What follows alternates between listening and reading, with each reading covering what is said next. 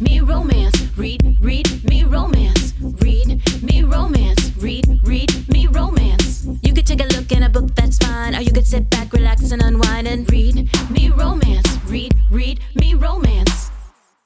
Hey, lady listeners, it is Leah, your lady DJ. This is half of Alexa Riley. It's just me this week.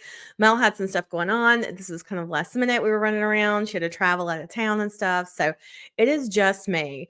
But I have got a brand new book for you from Rebel Carter called The Enforcer. Sorry, Her Enforcer. I'm already fucking up. Jesus Christ. Who put me in charge of this? I will say I had a thought before I started recording. I was like, you know what? My third grade teacher, Miss Fowler, if you're listening, you know what? Fuck you. Because she was the one that told my mom if she turned my desk to face a wall that I would still talk to it. And you know what? Maybe she wasn't wrong, but that was a pretty shitty thing to say in third grade. But you know what? We're going to see if we can prove her wrong tonight or right. I don't know. I'm just going to do it anyways. And you know what? If she was right, I don't know. Fuck her, I guess. But I'm doing it. So we're 1 minute into this, guys. So buckle up. But yes, this week we have a brand new book from Rebel Carter, Her Enforcer. I'm going to talk about all her good stuff in just a little bit. But even though Mel isn't here, I have a couple of things that I want to talk to you guys about. So I'm just going to go for it. And I'm going to pretend that my best friends are listening. And if you want to just scream into your podcast listening device, I promise I'll hear it. So just answer out loud if I ask a question. Okay. Thanks, guys. Appreciate your support. So to start off with, I've been watching the new season of Love is Blind. I'm not going to spoil anything, but I will say I mentioned something on my Instagram about how I sort of long for seasons 1 and 2 because I felt like those were the glory days of people being there for what I felt like were the right reasons. You know, like people are there because they truly want to find love. And the more the show goes on, the more I feel like people are just there to be reality TV stars. And maybe it's because I'm just jaded because I've watched so many people fall out of love on this show that profess love and then it doesn't work out. But I also know I don't watch a lot of reality TV shows, and I don't know why this one is the exception. But for whatever reason, Love is Blind got me. It sunk its just sparkly claws into my body, and I have not been able to quit it. So, I'm ready for the finales. I'm ready to see what happens. Again, no spoilers. But this season, I do feel like it is a little more authentic. I mean, there's always going to be messy people, and this one it's a little extra messy. But I do feel like there's some actual genuine love being experienced on this. And I hope that I'm not wrong, that by the time this airs and I've caught up with all the other episodes and I'm like, fuck me, right? So if you're watching Love is Blind season 6, please post and read me Romance Headquarters because I would love your theories on what is taking place right now because I can't get enough. I did not like the past 2 seasons, and this one I'm really into it. I haven't fast forwarded yet, which I think is speaking very highly of this season thus far. And the other thing I want to mention as far as like TV goes that I'm watching lately, my parents weirdly got me into this show called Traitors. And again, I'm not a big reality TV show person, but I do recognize a couple of the people because back in the day, now I love some real world road rolls, and there's a couple of people in there I recognize, but I don't recognize like there's several housewives and stuff, and nothing against this franchise. I know Mel is such a huge fan, so I'm not gonna like shit on that for anybody that loves it. I just don't recognize the people that are on it. I think maybe I would have even more of a vested interest had I known who some of these people are going into it. There are a couple of Survivor people that I know from rewatching the old seasons. You know, if you've been listening to the podcast in the past few months, you know, I was sort of like obsessed with Survivor there for a hot minute, and I watched a bunch of seasons. Maybe because I was missing Love is Blind and I just needed some reality TV drama. But anyways, I was at my parents' house a few months ago, and it was the start of the show called Traitors, and they were so excited and they were telling me about it. And I was like, I've never heard of this. So they put it on and I watched they had like 2 or 3 episodes they had dropped for a season opener. And I watched all of them at their house and I was like, this is the greatest show ever. And I think it's because one of the things I love the most about the show and this type of show that appeals to me so much is that I love when people have to try and figure out a mystery within a social network, so to speak. Because on the show The Traders, if you're not familiar with it, you've never watched it, they have like a big group of people in the house, and it's kind of like the card game Killer, where there's like 2 or 3 people that are like quote it, and those are the ones that are going to try to kill like all the other innocent people in the house, like kill or whatever. But I mean, they don't actually kill anybody, sadly, because that would make for an awesome show. But no. But yeah, anyways, like the show itself is really cool. Like I just love the social game, and I think that's what I also like so much about Survivor as well. I mean, the challenges are fun or whatever, but I just really love the social intricacies of how people deduce like who's the killer. I find that fascinating, and I think that's why this show Traders appealed to me so much. And my parents have watched like all the spinoff seasons. There's like an Australia one my mom was telling me about. That's fantastic. But since I watched this show, I've been faithfully watching the show. I'm a faithful and been watching it since it came out. And that is another one that like if you're not really big into reality TV, but there's something about maybe Love is Blind that appeals to you. I don't know. For whatever magical reason, I have discovered the show Traders. I have fallen down this rabbit hole with it, and I've really enjoyed it. I'm definitely after this season's over, I'm going to go watch all the other spinoff seasons too, because again, I really love the group dynamic, the who done it mystery aspect of it. I mean, there's some challenges on it that look fun, and there's like a lot of hokey like one-liners that are like you can tell they're made for TV clips sort of thing. Like the producers are probably feeding these lines, but there is some realness to how they're trying to figure out who the killer is, and that's fun to me. I want to play this game with friends, I think is what it is. When I watch this show, I'm picturing like my family, my friends and stuff, like trying to do this in a house and figure out who the killer is. I just think that would be so fun. So if there's a way to do this as like a party, that's what I want. So I want to make that happen.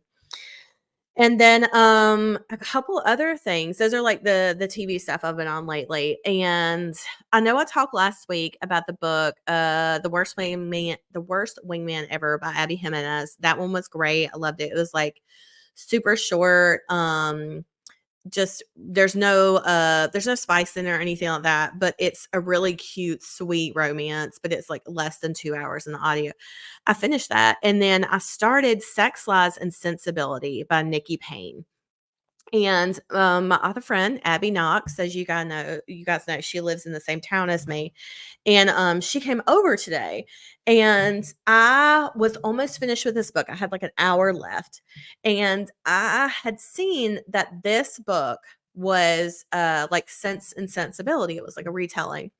Well, I am not well versed on the classics per se, and I haven't read much Jane Austen. I have seen Pride and Prejudice, the movie, a couple of different versions of it, but I have never seen Sense and Sensibility, a movie, read the book. I had no idea.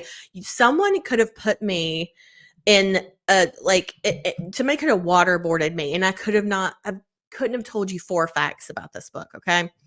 So about Sense and Sensibility. So Abby Knox is here, and apparently she's a big fan of Sense and Sensibility. So she told me the entire movie. And what was so incredible was, like I say, I only had about an hour left of Sex, Lies, and Sensibility. And as she's telling me the Jane Austen like slash Emma Thompson movie version, I'm like, that happens in the book. That happens in the book. That happens in the book. Like it was so fun to see the correlations. And I was like, I wish that I had known about Sense and Sensibility before I read Sex, Lies, and Sensibility by Nikki Payne. But I will say I was so worried about how this would end, even though, like, I mean, Carla, who is an admin on the podcast, she is like her bookstagram is Carla is reading, and our other admin Carrie, she had messaged me as well. If you're in our Facebook group, Ruby and Romance headquarters, you know who they are, but they both had said how great it was, and I was like, okay, I trust these ladies. I know this is going to be good. And I was so worried, but I was so invested in this book. In the beginning, I think it took me a little bit to get into it because I'd never read a Nikki Payne book. Her voice, I mean, it's not like it's any different than any other romance, but I felt like I was stepping into a world that was already created. And I was like, oh my God, what is happening? And again, I think had I known what the book was based on, I think that would have like just made it so much better from the get-go. But I was like, okay, so her family's doing this, like what's happening here? So it took me a second to catch up. But once I did and I was in this book, it was fantastic. It was written so well. The story was laid out so wonderfully. And I liked the twist that she took on the classic because even as Abby Knox is telling me about the original, like Sense and Sensibility, I'm thinking, oh, I like this part so much better in the book because of how Nikki Payne wrote it. So, anyways, I got to, it was like an hour left in audio after Abby had told me everything. And I'm like, oh, I hope this is going to work out. Like, I hope it's going to be a happily ever after. Of course it is. Like, she's not, a sadist. She's not trying to hurt us, but like it was so good. I had some tears at the end, like, and it wasn't sad. It was just so beautiful and it was really emotional and it was written so, so well that it was so compelling and just fucking fantastic. I cannot recommend this book enough. Sex, Lies, and Sensibility by Nikki Payne, Payne. And she's got tons more too. The other one that Carrie was telling me that I should download next. And again, this is an audio. The other one is Pride and Protest. So she's got both of those that are on Audible. So make sure you check those out. I'm gonna go see what other stuff she's got now. I want to read everything that she's got. So yeah, that was fantastic. And I've got another book that I'm going to read up next. It's not a romance, but I'll tell you guys about it once I'm finished with it. But I just wanted to mention those because the shows I was watching are great right now. The shows are showing, and the book was fucking booking. And oh my God, the sex was so good in it too. Like, there's so much sexual tension that happens throughout the book, and there's definitely a couple little spicy things that happen along the way. You do have to kind of wait to the end to get like the full out thing, but totally worth the wait. Like, it is, you get little things along the way, like I said, and the sexual tension, the energy when they're together, and the dirty talk is so hot. Oh my fucking God, the dirty talk is top tier. Like, cannot recommend this book enough. So if you haven't read it, do it. It's so, so good. All right. I think that's all my updates as far as that goes. Be on the lookout for an Alexa Riley release soon. We have a book called Betting on Her that should be live pretty soon. If it will be live by the time you hear this, I have no doubts. So check that out. And you can follow our social media, Alexa Riley, everywhere. And book boxes. That is some surprising news that's coming soon. Right now, we are working on the paperbacks for those. I think we have the covers and potentially they've been ordered. I don't know. I have to check in with Mel on that, but I do know the paperbacks are getting ready. I've ordered a couple of things for the book boxes. And if you don't know, we do have a Patreon account, Read Me Romance. Check that out. Our Patreon members will be the first ones to know when the book boxes go live. They'll be the first ones to get like sneak peeks about what's in the box. And then after that, we'll share what we can with our Facebook group, Read Me Romance headquarters, and our newsletter, of course, if you sign up for that. But our Patreons will be the first one to know when things go up for sale. So it's not going to be for a while yet, but I just wanted to give a little update that it is coming this year, and I'm super excited about some of the stuff we've gotten for it. So, all right, so let's talk about Rebel Carter and all her fantastic stuff. And I'm so excited for you guys to listen to her Enforcer. The audio on it is so good. I'll read you her author bio first. Rebel Carter loves and holds to the belief that everyone deserves their shot at happily ever after. and is doing her part, one spicy little romance at a time. When you pick up a book by Rebel, you're guaranteed a good time full of sexy banter, a massive helping of steamy scenes, and, of course, a whole lot of heart to go with it. In her quest to fill your bookcase and e-reader with as many romance stories as humanly possible, Rebel also writes sci-fi and alien Omegaverse romance as Jupiter Bell and dark romance as Darcy Dahlia. So make sure, if you love her Enforcer, if you love what you're hearing today, make sure you check out those pen names as well. I just think that's fantastic. I don't know how the hell she keeps up with all that, but obviously she's a magical unicorn, and I love her for this. I'll read you the book blurb for her Enforcer. This is the book you're about to listen to. I fell in love with my boss's broody bodyguard, and now it's our anniversary. I never expected to fall for the silent and cold Taylor Jensen, but I should have known better. He only has a soft spot for me, and I'm a sucker for a man with a firm hand. Lucky for me, Taylor has both in spades, considering he's my daddy dom. My daddy is ever the man with a plan. There's no doubt he has something delicious in store for me when he orders me home at 6 p.m. sharp. But when I get a sneaky little call from the owner of New York City's most exclusive kink club, I know exactly what my daddy has in store for me. With the help of my friend, I hatched my own little plan to take center stage with my daddy and show everyone just what they're missing. Her Enforcer is the kinky little quickie featuring a Karen series fan favorite couple, Taylor and Addie. Revisit the Karen Club where it all began and enjoy this look at Addie and Taylor's big anniversary together, a whole year out from the Karen series conclusion. Read the complete series on Amazon and in Kindle Unlimited. So, like I just said, her Enforcer is a spinoff story from, I believe this counts the Karen. I may be saying that wrong or just not saying it with the right pronunciation, but it's a CAIRN series, which is a daddy romance series. Hello. What more do you want? Honey Honey is the first book in the series. And right now you can get the entire series on Kindle Unlimited. It features the same couple throughout the entire series. Her Enforcer is about the Karen series main couple characters. It's the male character's assistant and his bodyguard that you meet and see throughout all three books, and it takes place following the series conclusion. So this is sort of like a little epilogue for them. Honey Honey Book 1 in the Karen series is available for free on Amazon February 27th and 28th. So if you like what you're listening to right now, you can go grab the first book in the series for free on Amazon. It's in Kindle Unlimited too, so make sure you go do that. And then you can binge the entire series that features this couple too. So I think that's fucking fantastic. And I mean, a daddy dom, come on. Like it's that time of year. It's getting warmer outside. Like who doesn't want to read that? You can follow Rebel Carter on TikTok at Rebel Carter Writes. So make sure if you're on the tick of talks, that's where she is. Go get her. So I think that is everything. I'm sure I'm missing something. Obviously, Mel's not here to check behind me. And you guys know I love to just talk and talk and talk. So anyways, I'm going to shut up now and I'm going to send you guys into her Enforcer.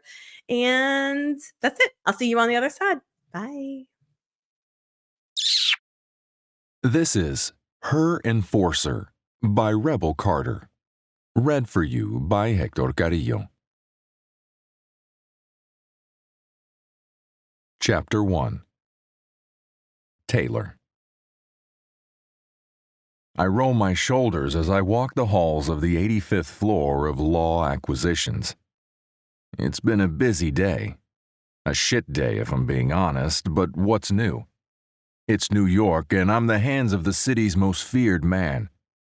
At least, Lawson Sokolov was the most feared man when he was the enforcer for all the major players in the city.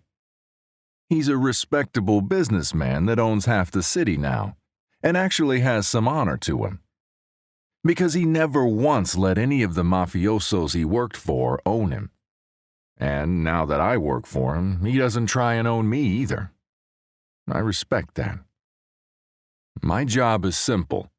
He has to go somewhere, I take him. When he needs someone to have his back, it's me that's in the shadows. It's an interesting thing being the muscle for the city's most notorious enforcer. An enforcer for the enforcer. I don't have to talk to anyone or play nice.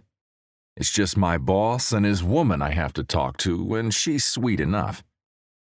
But there's someone else here I'd show up for, even if Lawson was the devil himself. Adelaide Aguilar. She's Lawson's assistant, his de facto right-hand woman, and as sweet as she looks, she's vicious when she needs to be. The things I've seen her get done and the men she's forced to stand down while standing in for Lawson in meetings is enough to make my chest warm with pride. I watch over her, too. It's not just a job when it comes to her, though. It hasn't been for a long time. There isn't a thing I wouldn't give her. Even if she was in the wrong, I would take on the whole city to keep her safe. She's mine. Addie's here now, creeping around like a cat, and I smell her before I see her. There are very few people I let take my back, but every time she does it, she thinks it makes her a spy or some shit. I let her do it because it makes her smile. I inhale, letting the vanilla and jasmine scent she loves so much fill my lungs. God, she smells so fucking good. Looking good, big guy? Addie's voice floats to me just over my shoulder. We're in her office. I knew I'd find her here, even if she was going to play her little spy games and hide from me. I tilt my head to look at her. She's just behind my elbow now. Perfectly styled auburn hair and laughing green eyes look up at me. Hello, sweetheart. The two words are soft and sweet.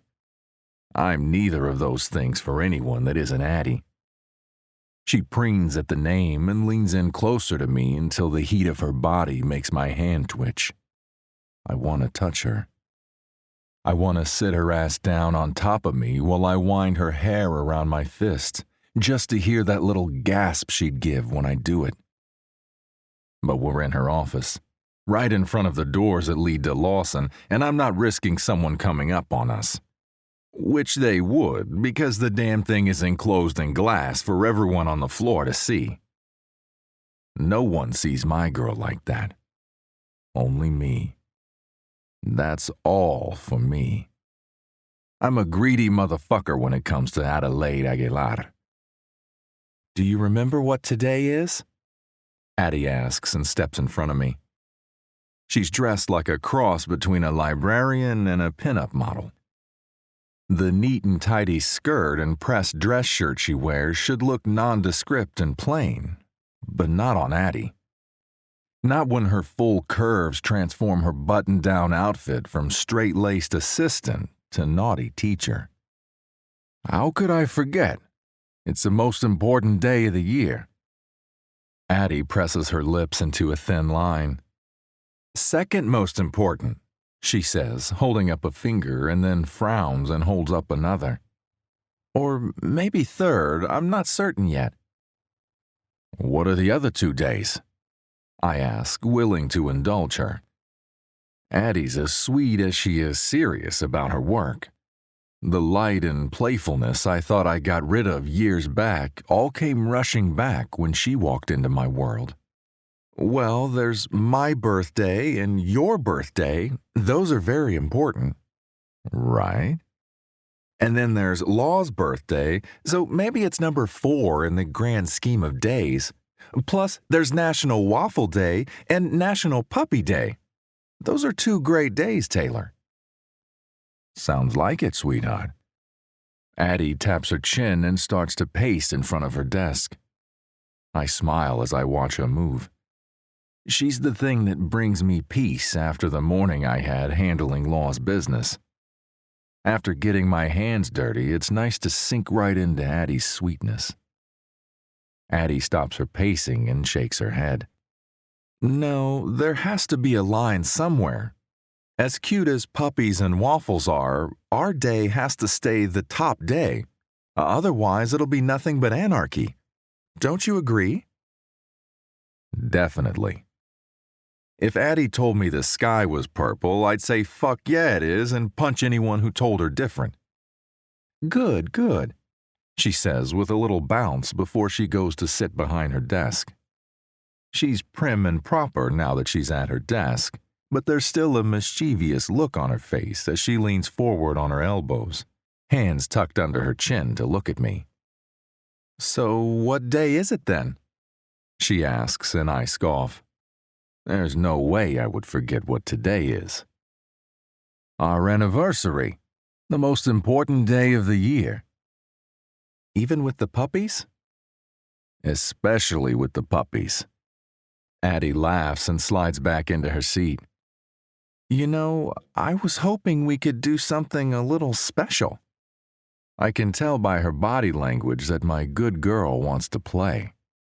I know exactly where she's going with this. What did you have in mind, sweetheart? I move from the entrance of her office to just beside the doors to Law's office. The hours I've stood here waiting as part of my job are countless. I'm surprised I haven't worn a spot through the damn carpet over the years, but every minute I've stood here, I've been with Addie. I can't complain about that. It was here, standing in this spot, just 5 feet away from her, that I fell in love with Adelaide Aguilar. Spitfire, silly, and sweet Addie.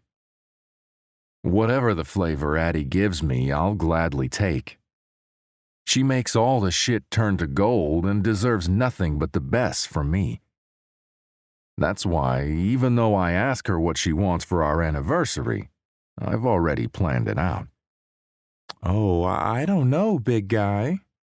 Addie drawls and twirls a pen in her fingers while she looks me up and down. Seeing you there makes me think of all the time we spent together in this office. Kinda makes a girl nostalgic, if you know what I mean. She bites the pen, and I know exactly what she fucking means. Before we were together, the afternoons we spent together were tense. The pull of our attraction made it almost painful to look at her. But God, was it worth it. I wouldn't trade any of those agonizing hours for anything. It made having her for the first time so fucking sweet. Addie makes a show of tapping her pen against her chin like she's thinking hard on what she wants. I know my woman. She already knows what she wants. She's just toying with me, taking her time. I don't mind. I like it when she teases me. I'm thinking of a little role-play action. A walk down memory lane. I see. Could be fun. Addie drawls as she leans forward, arms on either side of her tits, pushing up for me. She's had her fun. I know exactly what to do when she gets like this, because I'm her daddy Dom and she's my good fucking girl. I wink at her and watch her drop her pen while the watch on my wrist hums with the reminder for Law's next appointment downtown. Oh, I know it will be. That's why I made reservations for tonight. I tell her and watch her cheeks turn a pretty fucking pink. God, this woman and what she does to me. What? Addie blinks slowly like she's in a daze. She loves it when I wink at her. Fuck if I know why, but it gets the job done. The door beside me clicks and then swings open. Law walks out a second later and freezes the second he's over the threshold. He narrows his eyes and shoots a look at Addie before turning my way. Am I interrupting? He asks, and Addie ducks her head, but she's got a smile on her face when she does. Law knows about us. Even though he's got a meeting waiting, I wouldn't put it past him to turn around with an excuse to check his emails if we needed a minute. Like I said, the man makes it easy to stay loyal and work for him. Not at all, boss man, Addie chirps, but her eyes dart to me. Right, big guy? That's right, Miss Aguilar. I reply and move to fall into step behind Law. We were just making plans for tonight. The anniversary? he asks, knowing full well what I've planned for tonight. He helped me arrange everything. That's right. He nods and smiles as he heads out of the office. Enjoy yourself tonight, Addie. Addie's eyes fly to me. Wait, what does he mean? What does he know? I shrug and pull out my phone. I'll be seeing you, Adelaide, I say and hit send on the message I planned for her. The last thing I hear on my way out is the ding of Addie's phone and her spluttering as she sees the message. It's a nice sound, perfect for an anniversary. My good girl always makes the sweetest sounds for me. Chapter 2. Addie. He hit me with a sext and left. Well, not so much a sext, but a text that promised sex. It's the same dang thing. Be a good girl for Daddy tonight. I want you home by 6 p.m. That text had my toes curling in my pumps and almost had me chasing him down, even though he was with Law and going to a very important meeting. I didn't do it, though, because it's our anniversary and I'm supposed to be a good girl tonight. I know what happens when I follow the rules, so I'm inclined to behave, for now. Normally, I stay in the office until my work is done or until Taylor forces me to leave with him, because he never leaves without me. We don't live together, not yet, but he's been talking about it, which makes sense with how much time he spends at my place anyway. It's a cute little spot uptown that he insisted he move me into the second he had me. Want my woman where she's protected. I wanted to resist. I loved my old place. It was useless, though. Taylor wanted me in a building with state-of-the-art security, and that's what Taylor got. I've never really been any good at telling him no. I didn't then, and I don't now. Which meant as soon as 5 o'clock rolled around, I packed my things as fast as I could and bolted for the elevator. Traffic is terrible at this time of day. If I want to make it by Taylor's deadline, I'm going to have to become a track star. I must look like a wild woman sprinting through the lobby and hailing a taxi. I think I almost lose a pump because of a crack in the sidewalk. Doesn't matter, though. Not when I'm in my apartment by 6, just like Taylor wants. There is a surprise waiting for me, too. Open me. I look down at the dark box in front of me. It's big and velvet of a plush, deep plum color that makes the pretty pink bow wrapped around it pop. I trail a finger along the pink satin bow before I pick it up.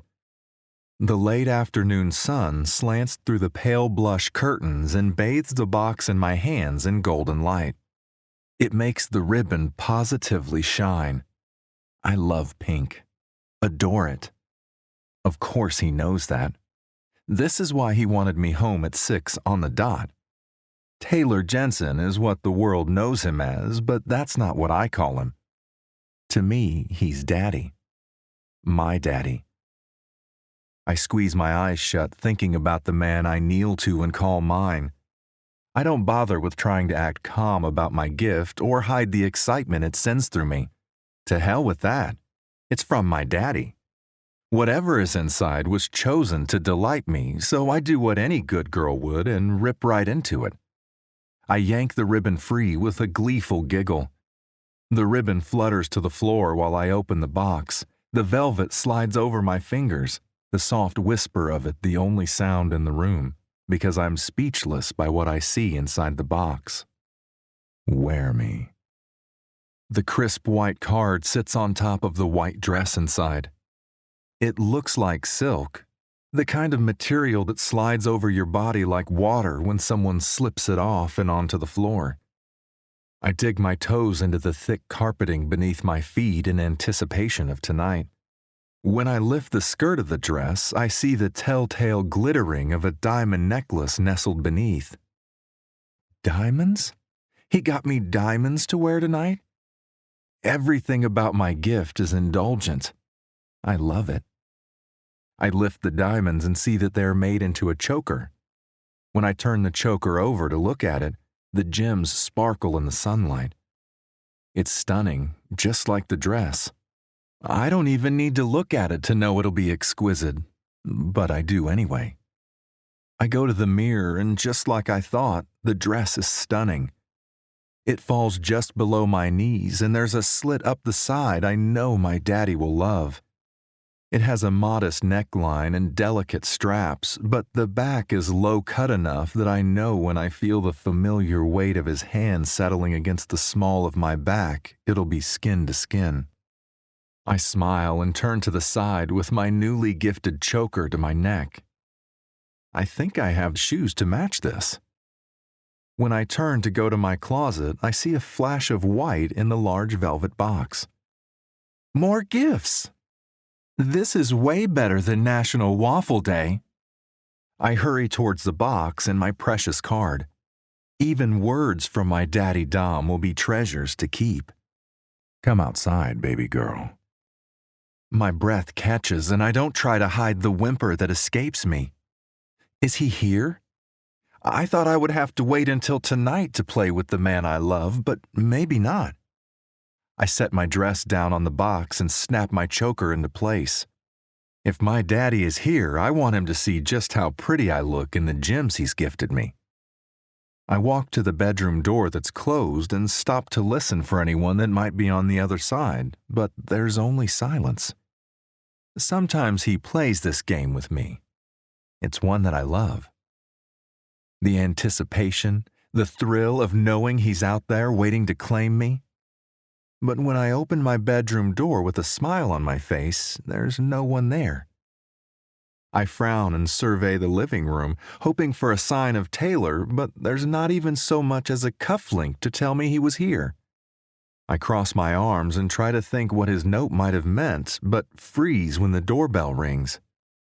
You can't get up from the lobby unless you have a key for the elevator or you're sent ahead by the doorman. That has to be him. I sprint for the door, sure my daddy is on the other side of it. I skid to a stop in front of it, smoothing my hands over my hair and take a deep breath. It's my anniversary. I can't just hand myself over on a silver platter now, can I? Even if he's my daddy Dom, he's going to have to earn it. At least for a minute. Once I'm presentable, I calmly open the door, nice and slow with a serene smile on my face. I'm calm as a cucumber, but the second I have the door open, my smile breaks. There's no one here. Again. What the HE double hockey sticks? I step forward to head down the hall towards the elevator, but that's when I nearly punt a box across the hallway and into my neighbor's door. The box tumbles and slides across the floor before it comes to an unceremonious stop against the door. I freeze. Another gift. I should have known. It's the best day of the year. I wince and hope there's nothing breakable in there. Oops, I whisper and stop, drop, and roll to grab the box before my neighbor comes to investigate what just hit their door before I dart back into my apartment. The second I have my door closed, I give the box a little shake. What's a little more motion after I already kicked it? I hear something slide around in the box, but that doesn't tell me much. This box isn't like the velvet box. It's wrapped properly with cheery pink paper and a big white bow that's seen better days after it met the business end of my shoe.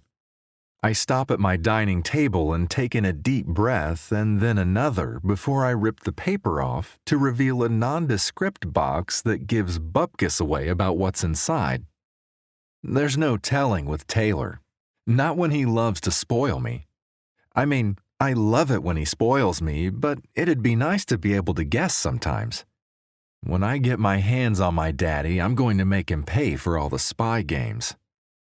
I reach for the box, but freeze. What if it's a cake? What if I just kicked a cake? That would be not good. The box could be a cake box. A really, really fancy one with a lid, but it looks like the right size. I bite my bottom lip and hesitate, hands hovering over the box before I take in a deep breath, look away and yank the lid off the box. I don't look for a second because I'm not entirely sure it's not a smash cake waiting for me. Come on, Addie. Get it together and face the music. You're going to have to look sooner or later. I look and let out the breath I was holding. It's shoes! Shoes, not cake! Thank God! I sag against the table and pull the shoes out. They're a shade of pale blush that will match my dress perfectly.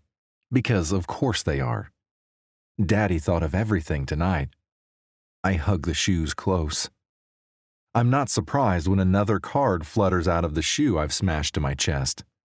The card lands on the table and I snatch it up as fast as I can without dropping the shoes. You have 1 hour. Take the card downstairs and don't keep me waiting. I raise an eyebrow at the words. They're stern and no nonsense. Exactly the kind of words that send a thrill through me when they're from Taylor.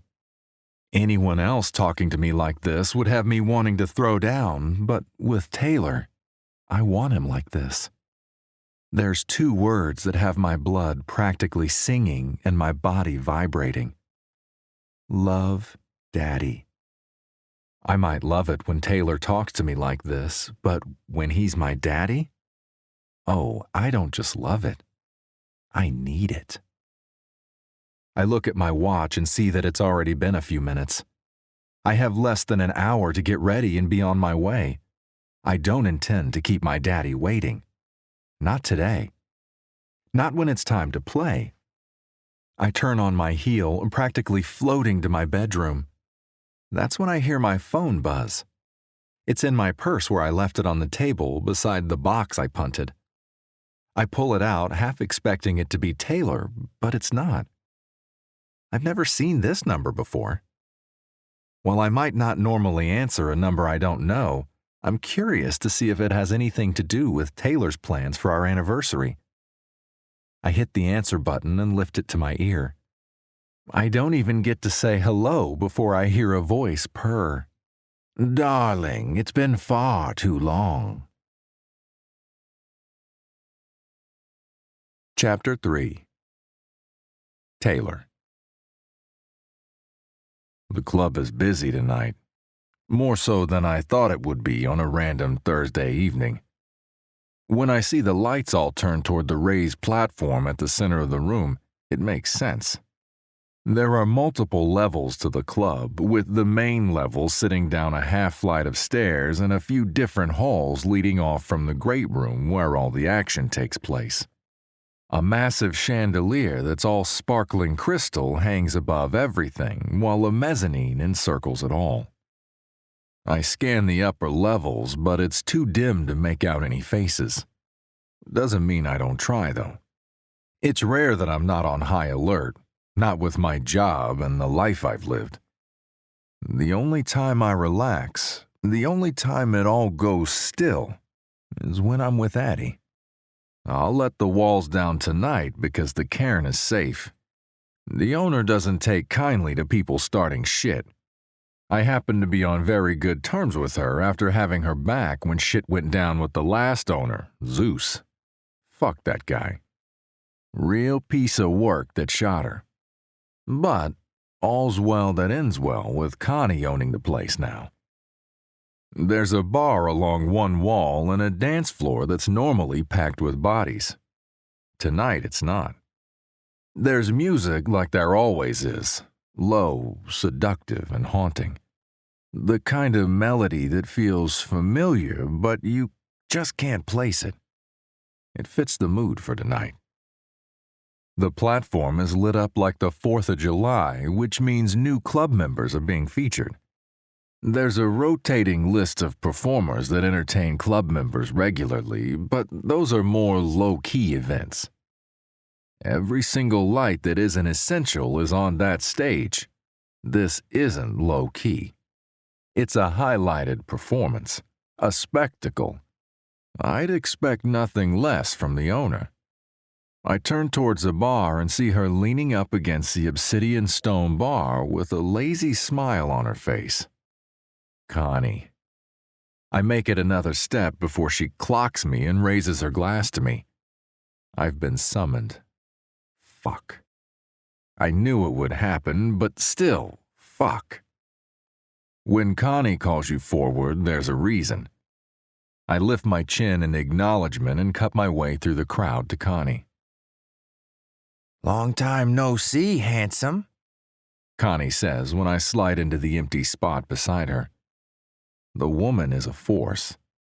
She has every single soul in this place wrapped around her finger. Every last one of them but me. Only Addie does it for me. I know well enough that if Connie's alone, it's because she wants it that way. She's been waiting for me. Only explanation to why there's no one here with her and a spot at the bar just magically appeared the second I hit the floor. Evening, Connie. "So, I hear it's your special day with the little lady." It is. I raise a hand and call the bartender over. Whatever Connie is about to say, I'm going to need a drink for it. I can tell from the look in her eyes. Connie's eyes go from me to the stage before she smiles up at me prettily. Connie's more of the sharp angles and bared teeth kind of woman, which I respect. But doe eyes and sweet smiles? Not really her thing. The bartender comes over and Connie smiles at him. "He won't be drinking tonight. I need him sharp," Connie says and waves the bartender off with a wink before she turns back to me. I frown. She's up to something, all right. What do you want? "You know, I never forgot what you did for me back when everything went sideways," Connie says and lifts her drink. It's a pink drink with glitter and gold flakes that swirl in it as she tips it back to take a delicate sip. Zeus needed to be put down. I scan the room for my woman. I'm here for her. This is the kind of place we've been together a handful of times, but it's not something we make a habit of doing often. What we have is private, enjoyed at home behind closed doors where I know she's safe and taken care of. Where I can take my time with Addie. Take her apart the way I know she likes best. Addie's been antsy lately, pushing boundaries and earning punishments. Or, as she calls them, punishments lately. I knew exactly what she was angling for when she mentioned roleplay tonight, even if she didn't. A trip to the cairn is exactly what she needs to get straightened out. A firm hand and a night out of her comfort zone is exactly what my good girl needs to remember exactly who she belongs to. Punishment or not, I'm going to have fun reminding Addie she's Daddy's fucking good girl. "So he did, but you didn't have to help do it. I'm in your debt." I look her way. Debt's been paid by law on account of the checks he cuts me. Connie purses her lips and swirls her pink drink. "He makes sure you're compensated well, but there are other things money cannot buy, Taylor. I think we both know that." Such as? "Experiences. Once-in-a-lifetime memories. You can't buy those, especially on a special night like tonight." She means my anniversary, which means Addie. Now she's got my interest. We both know she does from the smile she gives me before she inclines her head towards the doors I just entered through. Addie's there. The precious few lights that aren't focused on the stage all seem to be pointed right at her. She's ethereal, glowing like a goddess stepping into the dark club. The white dress flows over her lush curves like a waterfall, and I'm a man dying of thirst in the fucking desert. She's the oasis in the distance that makes me hope, forces me to dream that shit's going to turn out all right. And doesn't your lady love look stunning? Diamonds like that? You've got good taste, but I expected nothing less. I don't take my eyes away from Addie. What's your play, Connie? No play, only gifts. What's the point of owning the city's most exclusive kink club if I can't treat my friends every now and then? Addie's down the stairs now. I'd go to her, but one of Connie's men that I recognize is at her side and guiding her toward us. She only makes it a few steps before she spots me, and I watch her face light up with a smile. She's so fucking beautiful. A better man would wonder what he did to deserve her, think about setting her free to find someone more worthy. But I'm not a good man. I don't wonder any of that. Addie is all fucking mine, and that's the way it's going to stay. What kind of treat? An anniversary gift of sorts. I wouldn't be here without what you did, after all. You should be able to enjoy the club to its fullest. That includes the little lady, too. We had quite a lovely chat on her way here. Addie's only a few steps away from me, but I tear my eyes from her to Connie. What do you mean? Why, for your big debut, she says, pointing at the stage. Now, you don't have stage fright, do you? Addie throws her arms around me and hugs me tonight with a muffled, "Daddy." All the pieces slide together and click into place when she tips her head back to look up at me. You're not the only one that can make surprises happen, Daddy. I want to stop her and ask if she wants to do this, but I can tell from the look on her beautiful face that she does. Her cheeks are flushed and eyes dilated. I can feel her heart hammering in her chest where she's pressed up against me. Still, just because I know doesn't mean I'm not going to ask. I always ask my good girl what she needs. I cup her face in my hands and move to block her from Connie and the rest of the club. There's only us right now. Are you sure you want to do this? If you aren't sure, it's a no, sweetheart. Addie smiles and slides her arms beneath my suit jacket to wrap them around my waist. I do, she says, and takes in a quick breath before she licks her lips. I didn't think it was something I would want or be interested in, but it's a once-in-a-lifetime experience. She sounds like Connie, so much so that I look over at the other woman and glare. You're a bad influence. I prefer to think of myself as a free spirit. Sure. Addie squeezes my sides and I look at her. That doesn't mean that I don't want to do this. Connie might have brought it up, but I do want to try it, and there's no one else I trust to do it with. You're the only person I would ever want to do this with. I hesitate. I can tell Addie wants this, but what she's asking for is far beyond the times we've played in the club. Those times it was in a private room, somewhere out of sight. There's plenty of them close by, just down the hallways that lead off from the great room. I could have my woman in one of those rooms in minutes. But that's not what she's asking me for. Not tonight. I live to give Addie what she wants. That's exactly what I'm going to do tonight. You tell me what you want. You say how far it goes. I start, but Addie leans in with a smile on her face. I want impact play. I want you to take me up there and spank me in front of everyone because I want them all to know I'm yours. I want them to watch what you do to me and be jealous because I'm the one you're touching. I'm the one that gets to call you daddy. That's something they're never going to know. That's how far it goes. My safe word is Rosebud. I finish for her.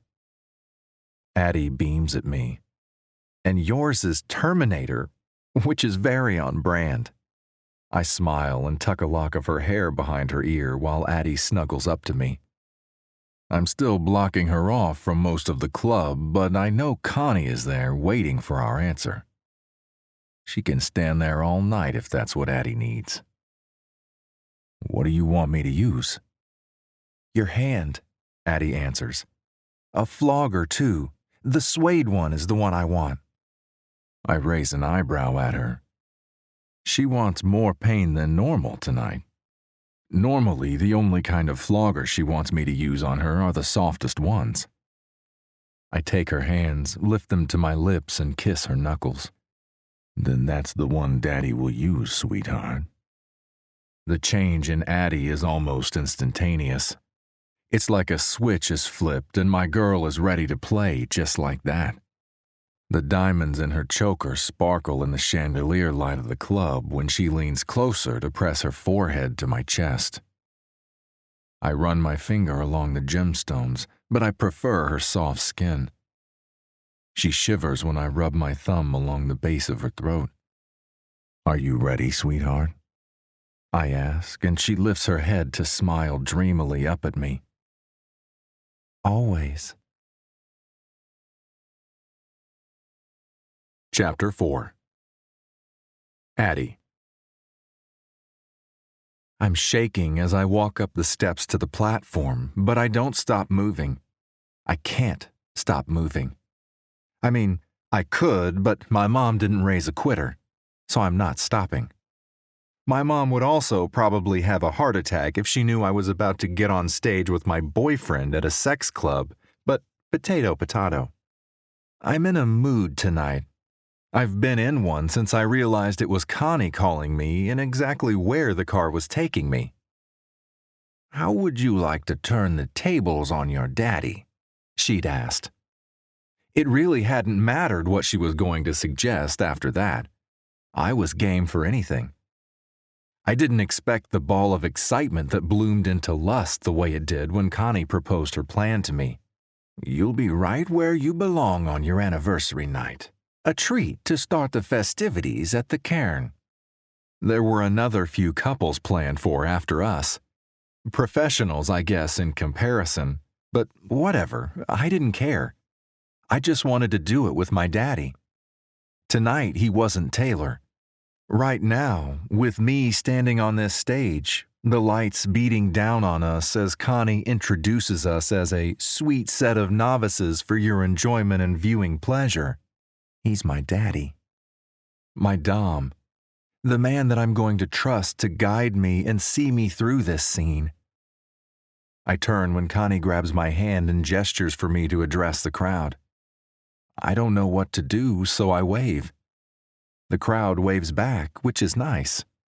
It helps settle my nerves some. But then my daddy is there in front of me with a smile meant only for me and the butterflies in my belly calm. Everything goes still when he holds his hand out to me. I put my hand in his and let him draw me forward with a nod of approval. I'm proud of you, he says, and I nearly fucking kneel right there. Curious and adventurous, my bold girl. Daddy is so proud of you. There's a chaise lounge that I see a pair of cuffs laying on, and I just know from the shape of it it's meant for some interesting positions. A plush leather sex bench that's far more complicated looking than anything Taylor and I have used together. He doesn't lead me there, though. Instead, he takes me over to the most grandiose piece of furniture on the stage. A throne. Or at least it looks like one to me, but what do I know? I failed history twice. The only real knowledge I have of thrones comes from the period romance dramas I love. That being said, it's pretty much a throne. It's high-backed, armless, and made of wood so dark it looks black. The curved tops of the throne shine in the lights of the club. Not a single person speaks as we approach it. When my daddy turns me to face the crowd, I'm not nervous. I smile when I feel his hands settle on my waist. You want to show off to everyone with your punishment, don't you? He whispers in my ear. My eyes close and I lean back against him. Yes. The warm weight of his hands ground me, and the hard feel of him at my back makes me stand taller. I open my eyes and lift my chin. The crowd is nothing but a sea of faceless people. The music is still there, but it's just a murmur of sound. Just enough to hear over how hard I've started to breathe. And the people? None of them matter. Yet just knowing they're watching me, watching us, that's enough to make me press my thighs together in anticipation of what's to come. I'm turned on. When my hand twitches like I might touch myself, my daddy snatches my hand into his and gives my fingers a squeeze. He murmurs, pressing a kiss into the side of my neck. That's for me and me alone. Do I need to remind you of the rules? I nod. Yes? I give the hand he's holding a tug, but it's no use, not with the grip he has on me. Yes. He moves, but not the way I want him to. Instead of coming towards me, he lets me go. I turn, instantly, chasing the strength of him and knowing exactly where I'll find him. He's sitting on the throne. Back tall and feet planted, the flogger I requested dangles from one hand. My daddy takes up every inch of that throne, and my knees go weak at the sight of him. This is the way I see him. Dominant, powerful, gorgeous. Daddy, I whisper. He extends a hand to me. Come here, my sweetheart. My clit aches. The heat in my blood spreads like wildfire through my body until lust has her greedy hands all over me. I need him to touch me. It's agony without him. I go to my daddy and slip my hand in his while I move to kneel in front of him, but he stops me. He tugs me close and shakes his head. Not tonight. But, Daddy, I want him to push me tonight. I want him to make me go past the boundaries we've already explored. I picked the club stage as the perfect place for me to do that. His eyes glitter in the chandelier light and he smiles. God, his smile. It's the prettiest thing about him. Trust me, he says. Those 2 words set me at ease. He's always been the one I look to when things go wrong. Trusting my daddy is my default setting. It always will be when it comes to us. I drop my eyes to where he's holding my hand. Yes, Daddy, I say, and let him maneuver me how he wants. He pulls me closer and then picks me up and lays me across his lap. I force myself to relax, but I don't know what's coming next. I feel the graze of his fingertips along the backs of my knees before he moves his touch higher. Everywhere my daddy touches lights on fire. Each inch he moves up my thighs lifts my dress higher and higher until I feel the cool air of the club on my ass. My dress is barely covering me now, and my flesh screams, begs for more, when he stops just at the curve of my ass. You've been wanting this for a long time, he says. Haven't you? Yes, I whimper and wiggle my ass to tempt him. Did I say you had permission to move? His question hangs heavy in the air. He didn't. We both know it. Well, I did want a firm hand tonight. That's 10, he says, voice rising so the crowd can hear him speak. There's the telltale whisper of heels and shoes coming closer. They want to see what happens next. So do I, even if it's about to be my ass on fire. Do you understand? I nod and I hear the rumble of disapproval in his chest. Is that how we talk to Daddy? No. No what? No, Daddy. Better. But you've earned yourself another 5. A thrill of excitement shoots through me and goes right to my clit. I'm wet. I can feel the silk panties I put on starting to cling to me. Now, ask me nicely to start your punishment, sweetheart. Can you do that for me? Yes, Daddy. I croak and then clear my throat. Please punish me. Please. Please sounds so sweet coming from you. Well done. Now, why do you want Daddy to punish you? I've been naughty and I need you to show me how to behave. I want to be good, but I need you to show me. Please, Daddy, take care of me.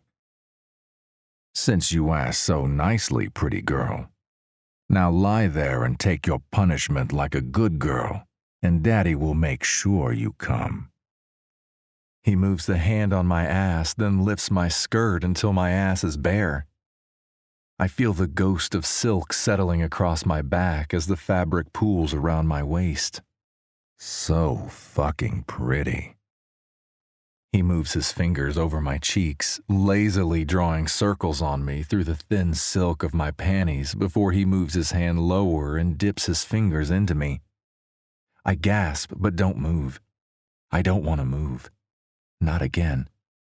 I want to come. Need to do it. I'll go crazy if he doesn't let me. I tremble while he feeds me one finger and then two. He slides them in and out of me slowly. The wet sound of my hungry pussy taking his fingers would normally make me blush, but in this room of people watching me, it just makes me wetter. God, he's touching me, showing them what he's doing to me slowly, but none of them will ever get near me. I moan, arch my back, and lift my ass. I can't help it, but I do. Oh, sweetheart, you moved. That's 5 more. But, Daddy, I start before I can stop myself, but his hand cracking across my ass cuts my words off with a yelp. I hardly have time to breathe before he spanks me again, this time on the other cheek. Then again, but lower on my thighs. A heartbeat later, he does the same to my other thigh until both are feeling the glow of his palm. Daddy, oh yes. I grab onto his thigh and have to bite my lip when he hits me in the same place twice and then does it again. I'm not counting. I couldn't even if I wanted to. All I can do is lay there and take the spanking my daddy is doling out with a grateful heart and an aching pussy. He strikes me again and I hear a murmur of approval from the crowd. My ass must be pink by now. I can only imagine what I look like from their point of view. What we look like. I bet it's beautiful. The slap of his hand drives me higher until I think I might orgasm just from the spanking, but the next time he raises his hand, he pauses. My ass is on fire from where he spanked me, but I don't dare move again. Not when he might not give me what I want. My daddy was teasing me before, giving me what I so desperately needed, but I'm not foolish enough to think he won't stop now and leave me horny and desperate. I hear the rustle of a flogger before I feel its bite. Oh! I squeal and my back arches at the new sensation. I move, seeking an escape from it, but the firm arm across my back stops me and locks me into place right where I am over his thighs. He raises the flogger and brings it down on me. The pain of it bleeds into pleasure until I'm no longer trying to get away from it, but arching like a cat, eager for more. He brings the flogger down and I break. Daddy! I scream when an orgasm I hadn't realized was so close to the surface crashes over me. I come on my daddy's lap. I dig my nails into his thighs and I'm surprised I don't rip right through his pants with how I'm clawing at him. All around me I hear moans from the crowd and the sounds of appreciative clapping. But it's all white noise with how blissed out I am. He leans over me, the warmth of his bulk at my back. I feel him rub a soothing hand over my ass. You did so good for me, beautiful girl. You made me so proud tonight. I shiver under his touch and press my cheeks to his thigh. His praise is the balm my aching flesh and nerves are thirsty for. I soak it up and revel in his praise and touch. Everything in me goes still. There's nothing but this moment. You're perfect. I love you. This utterly perfect moment with my daddy, with the man I love. Sweetheart, He whispers against my ear and trails a hand through my hair. I smile and lean into his touch with a moaned, Daddy. I sag across his lap, perfectly content to stay where I am, but a second later I'm being lifted off his lap and there's nothing but air for me to grab. I squeal in surprise when he lifts me over his shoulder with a grunt and rises from his throne. I'm dimly aware of hearing Connie's laughter as he takes the stairs 2 at a time and shoulders his way through the crowd. I know the crowd is close, but Taylor doesn't slow down, not even a step.